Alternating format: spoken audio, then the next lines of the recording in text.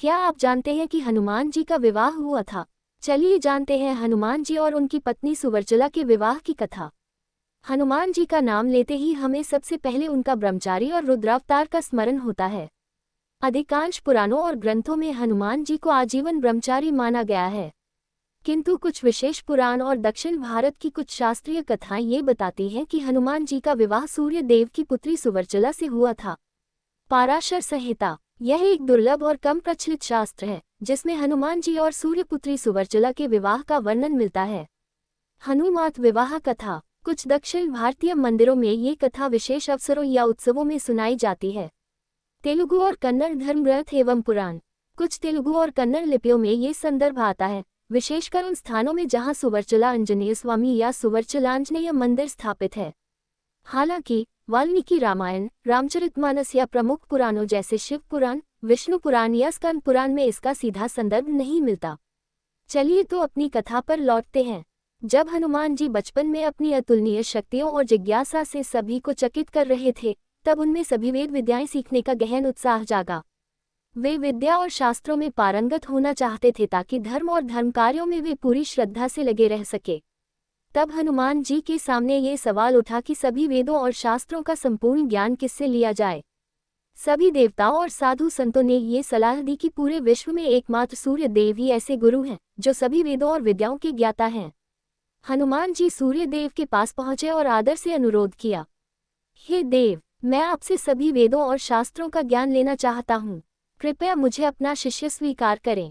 सूर्य देव ने कहा, हे वानर श्रेष्ठ, मैं तो सदा गतिशील हूँ और रुक नहीं सकता, फिर तुम्हें पढ़ाऊँ तो कब पढ़ाऊँ। हनुमान जी ने आदर और समर्पण से जवाब दिया, हे देव, आप जैसे चलते रहेंगे वैसे ही मैं भी आपके सामने चलता रहूँगा। आप मुझे चलते चलते ही पढ़ाए।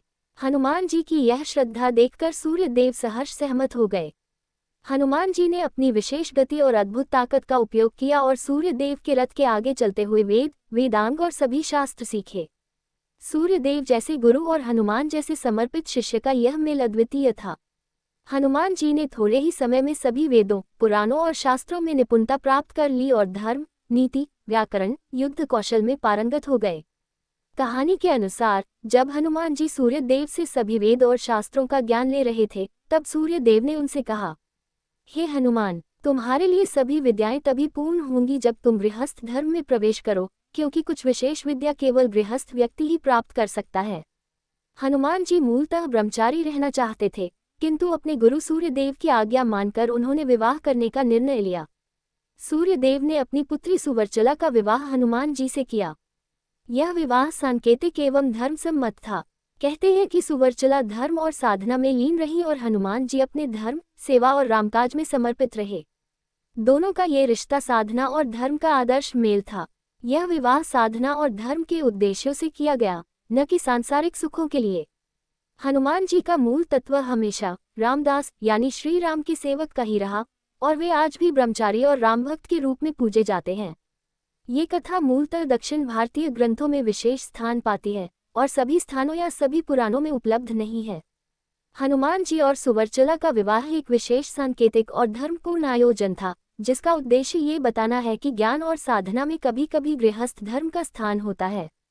फिर भी अधिकांश शास्त्रों में हनुमान जी को आजीवन ब्रह्मचारी और रामभक्त के रूप में ही जाना जाता है। चलिए तो फिर मिलते हैं किसी और रहस्यमयी कथा के साथ। यदि आप ऐसी ही अनसुनी रहस्यमयी कथाओं के बारे में जानना चाहते हैं तो आप हमारे चैनल सनातन धर्म को सब्सक्राइब कीजिए।